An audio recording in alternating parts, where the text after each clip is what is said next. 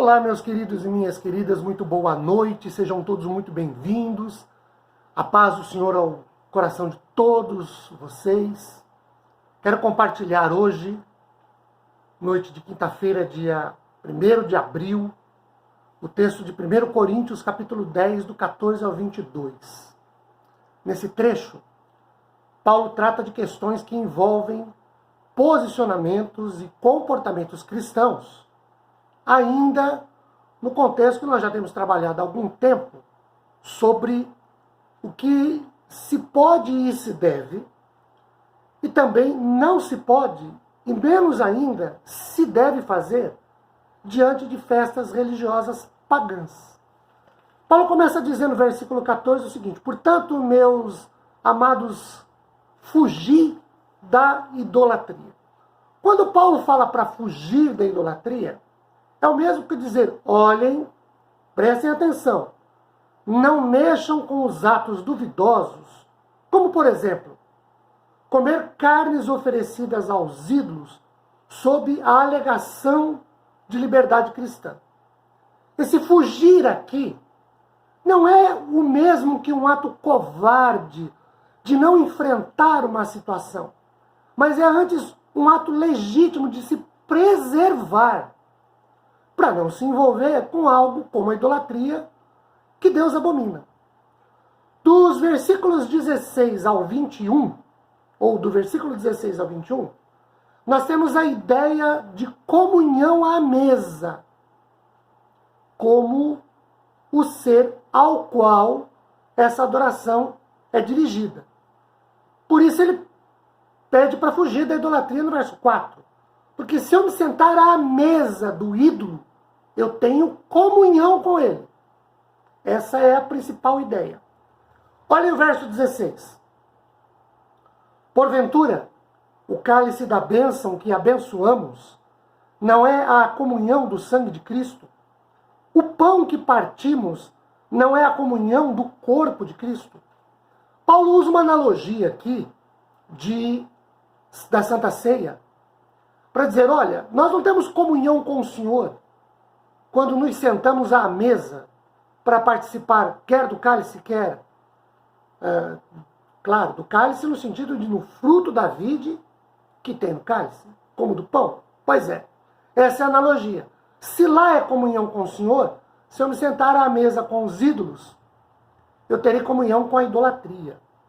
Paulo usa uma palavra muito interessante aqui no versículo 16, que é participar, que no grego é a palavra que a gente conhece como koinonia, que significa comunhão ou parceria. Daí a palavra participar, parceria. Ou ainda, como participar, tomar parte. E aí seria ter comunhão ou parceria, ou tomar parte numa mesa religiosa que pode ser cristã, como no verso 16, o sangue de Cristo, o corpo de Cristo. Ela pode ser também judaica. Olha o versículo de número 18. Ele diz assim, considerai o Israel segundo a carne. Não é certo que aqueles que se alimentam dos sacrifícios são participantes do altar? Essa mesa pode ser também uma mesa pagã. Versos 19 ao 21. Que digo, pois, verso 19? Que o sacrificado ao ídolo é alguma coisa? Ou que o próprio ídolo tem algum valor? Antes, digo que as coisas que eles sacrificam é a demônios que sacrificam, e não a Deus. E não quero que vos torneis associados aos demônios. Verso 21. Não podeis beber o cálice do Senhor e o cálice dos demônios. Não podeis ser participantes da mesa do Senhor e na mesa dos demônios. Aqui Paulo rasga o verbo. Como a gente costuma dizer no nosso linguajar, ele vai na jugular do problema. Por quê? Porque ele coloca o que está por trás da idolatria. O que está por trás do ídolo.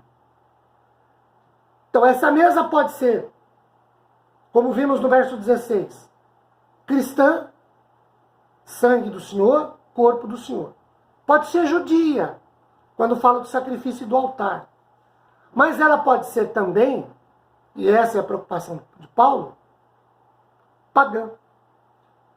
Essa mesa pode ser pagã, cujos sacrifícios, ou seja, cuja oferta, a oferenda, e aí quando eu me sento à mesa, é com isso que eu tenho comunhão, é disso que eu participo, é com isso que eu faço uma parceria, ou que eu tomo parte, é aos demônios. Os sacrifícios na mesa pagã são sacrifícios aos demônios, que, sem serem percebidos pelos seus adoradores, são os verdadeiros objetivos da adoração aos ídolos.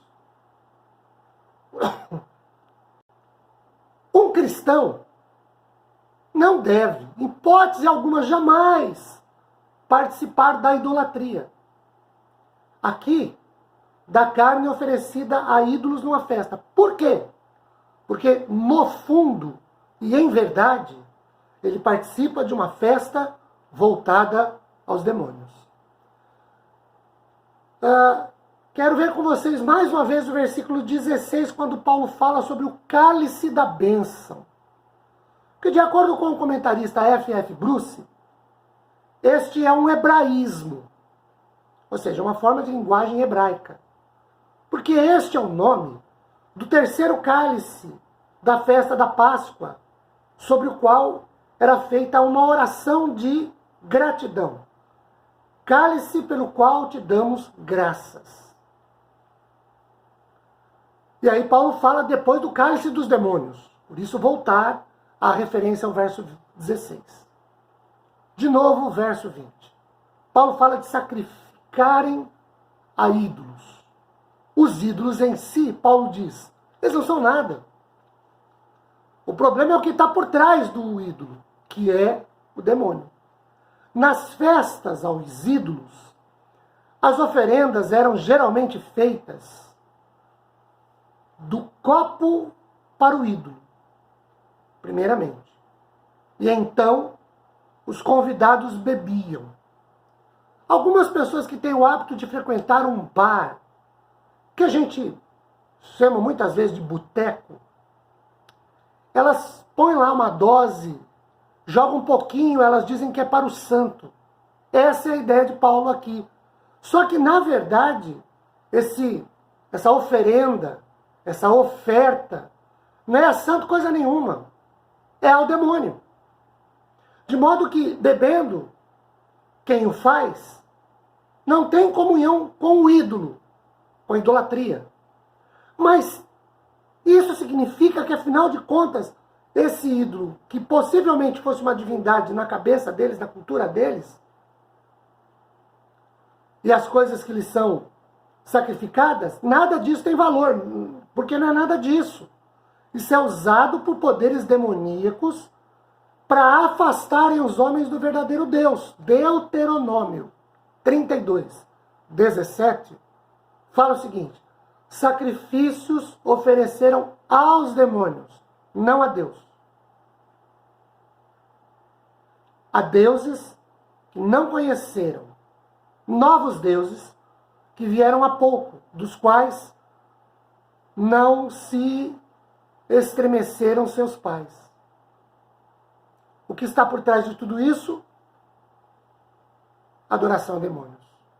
Relacionamento com demônios. Comunhão, parceria com demônios.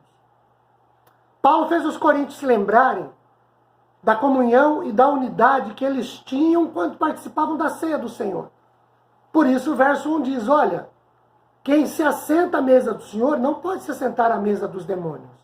Quem participa do cálice do Senhor não pode participar do cálice dos demônios.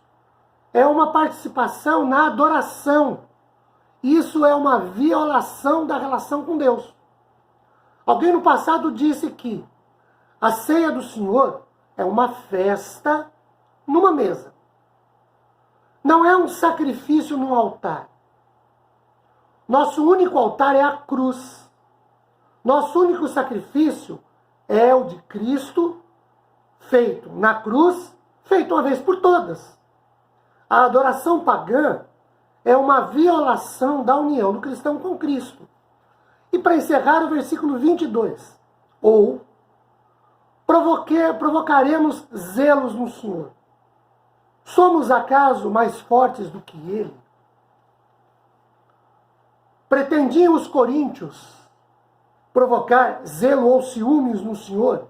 Aqui Cristo, lá no Velho Testamento, o Pai, desafiando o seu ciúme, como fizeram o seu zelo, o seu cuidado, como fizeram os pais no Velho Testamento.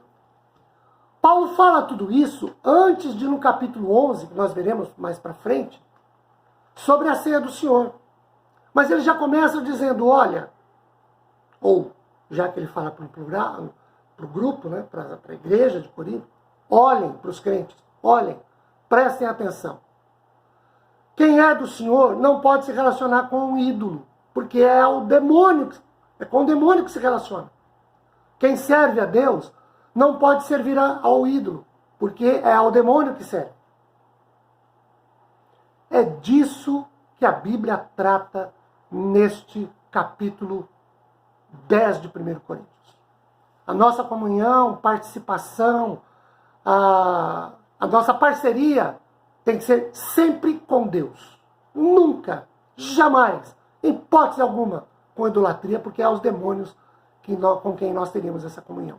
Que a bênção do Senhor seja sobre nós, sua paz, consolo, conforto, se derrame abundantemente sobre os nossos corações. Amém.